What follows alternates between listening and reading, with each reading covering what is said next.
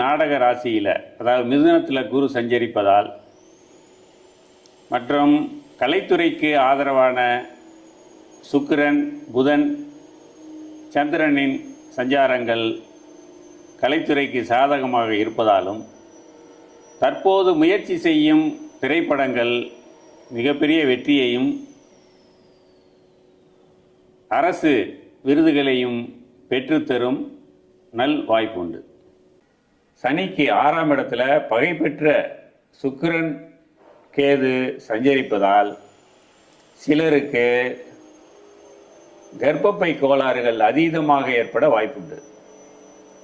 அதற்கு மாற்று மருத்துவ சிகிச்சை நல்ல பலனை கொடுக்கும். மொத்தத்தில் கடக லக்னக்காரர்களுக்கு இந்த புரட்டாசி மாதம் சிறந்த பலன்களை தரும் மாதமாகும். நன்றி, வணக்கம்.